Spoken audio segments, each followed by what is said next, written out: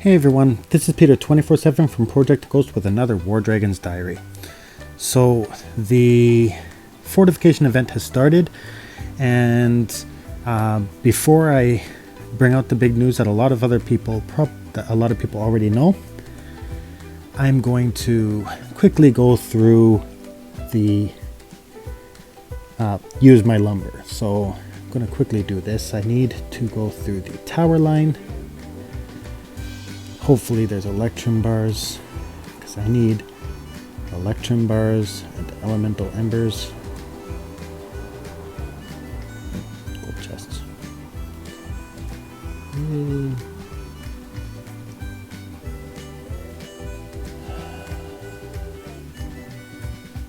Very tempting. Timers. Electrum bars. I don't want any of these. What a waste of a prize.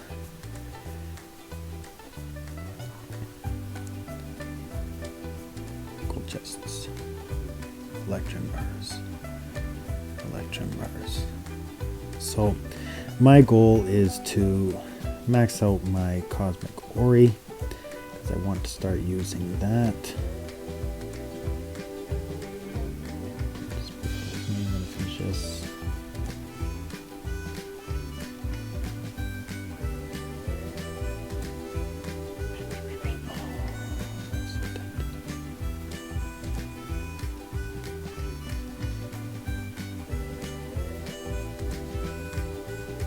Very tempting, but electrum bars. I'll get timers elsewhere. Electrum bars.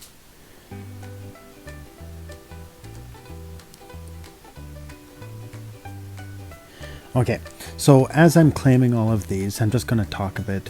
As everybody already knows, wow, the other day, Dreadnought, the team, decided to disband or dismember or ascend their team. Now, Dreadnought, since close to the beginning of the game, has been the strongest, largest presence in the entire game. So it was something I suspected, and a lot of people suspected, that it may eventually happen, but out of the blue, they surrendered all their castles, they walked away from everything, and they made a big appearance in LC, and then removed the people from the team, reset the ranking, so they closed the team and then rebuilt it, and now currently they have people just parked on it. So if we look here, Dreadnought, let's see if it's still there. So it is still showing in diamond, but they are actually in bronze. You can see there's 35 people here, but they are retired. They're probably just chilling, talking to each other, but they have officially removed themselves. So if anyone can say they beat the game, it is that team. They have been the largest presence in the game since I can remember, and I've been playing since before Pocket Gems bought the rights to the game. So it is a big shift in the game, and it's going to be very interesting to see how things develop from now. But anyways, I'd like to congratulate Dreadnought for making that decision. It is hard to walk away from the game. I know I've tried to retire a couple times. Doesn't really work out. But you guys successfully beat the game. At least you got to the point as close as you can to beating the game in an RPG or a war type game like this. So congratulations, and I hope you enjoy your retirement or whatever you decide to do, whether it be going to a different game or whatever. So basically that's the biggest news that happened. We'll wait to see what happens moving forward. There's a lot of teams that are under the, or were under the Dread banner, and we'll see how things pan out.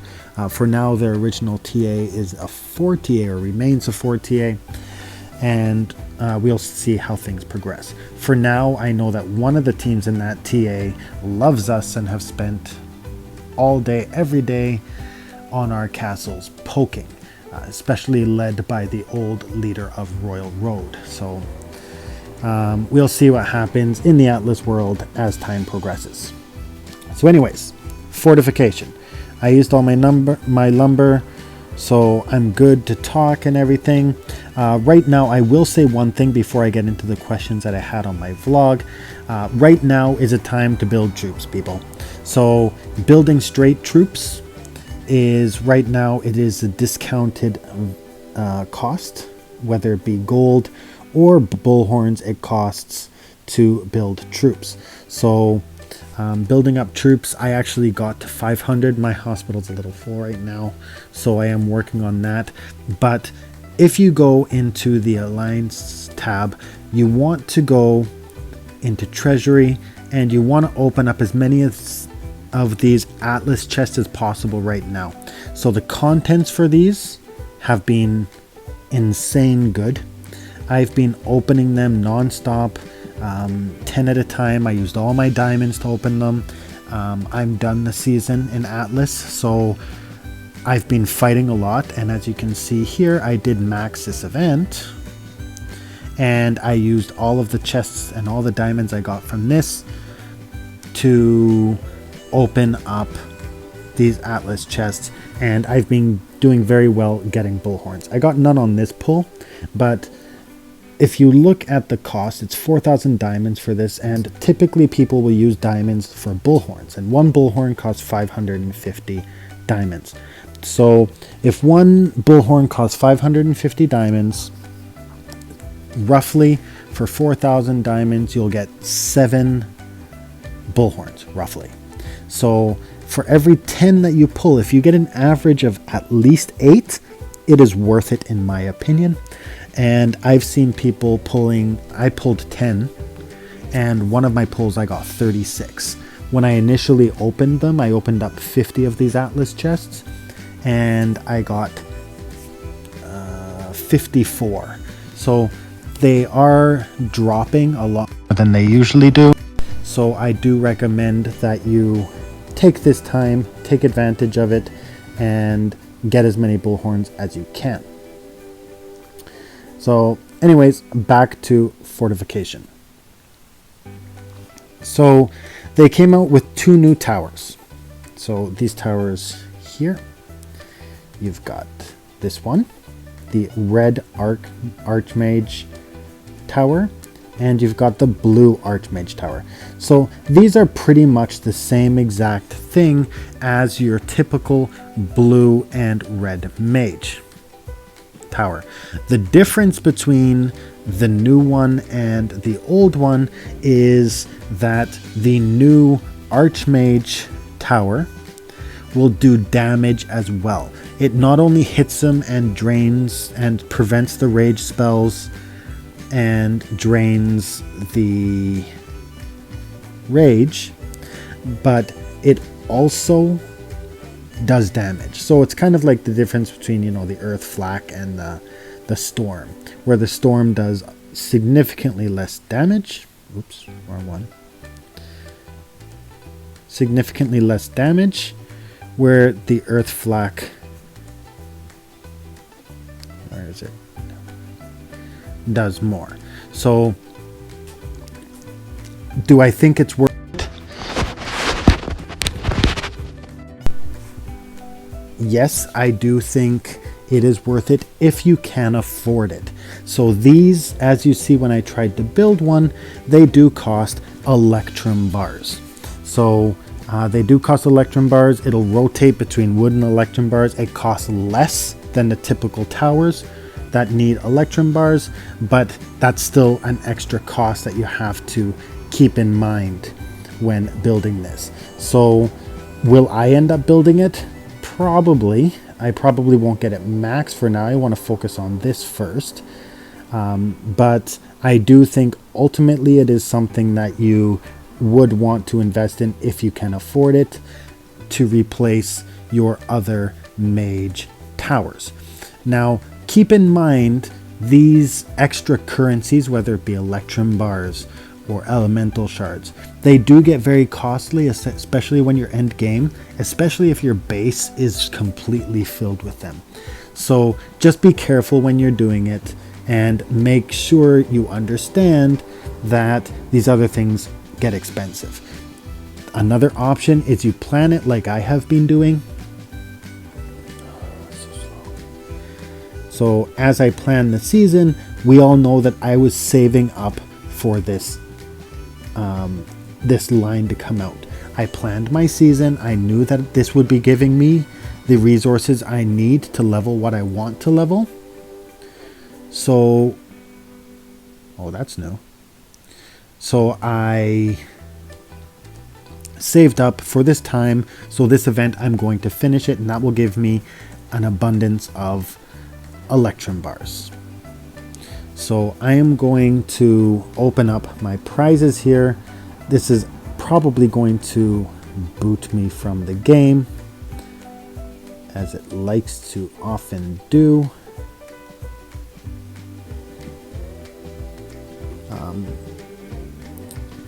But when it comes to the new towers, yes, I do think it's worth it, but just keep in mind your base will get progressively more expensive, and you'll have to plan more when it comes to what your resources are, or what it's going to cost you. A question I had regarding the totem. So I usually use my totem, I leave it at the back of the base, because unlike the perch, as soon as the totem dies, its effect is nullified. So if you actually look at my base, because I have the totem on it, if anyone attacks with a fire type dragon, the damage will be reduced by 19%. Now that's pretty significant. That's basically like taking a piece of their gear off of their dragon. So they're flying Zool. The Zool will do 20% or 19% less damage. So I usually look at the most common dragon to be flying. So right now it's Zool or Jalkan. And I pick the element of the one that I see flying my base more often. So right now it is set up for Zool, so it's fire. When I used to have a whole bunch of totems, one of each element, but that gets expensive. It's easier for me to change it once a season depending on the common dragon, instead of storing it and building a new one. So when I want to change this, let's say if I wanted to change it to ice, I would hit transform, I would hit ice, and you currently have the maximum number. Okay, so I do have an ice in storage, but let's say I wanted to change it to dark. I would transform it, it would be level 49. I would have to pay to upgrade this one level to get it back to level 50, but it's only one level. It does cap, and you cannot level it up past 50. So I do think the totems do make a difference. They are good. That's one of the reasons that the Guardian can at times be a pain when you're doing Temple Raid. Yes, I know they're easy, but the bases can seem stronger because they have those totems making your dragons weaker, unless you're using the element of the actual island. So I like to use it. If you are an end game player, it is more applicable. I do believe that. But even lower level players, having that totem can take a confident player looking at your base. Let's say if a lot of people are using a fire element dragon, you have your totem there, they're going to look at your base. Oh, it's just a regular 5 billion base or 1 billion base, and they go to fly it with their dragon of equal strength, but their dragon is weaker because they're using the element and the totem is making it weaker, and that could come as a surprise to them. So do I think it's worth it? Yeah. If you can afford it, once again, do it. Once again, it does cap at level 50, so you don't have to worry about upkeep once you get it to that level. And instead of building one of each, you can only have one element on your base at a time. Build one element and then swap it out as you need it. Whoops.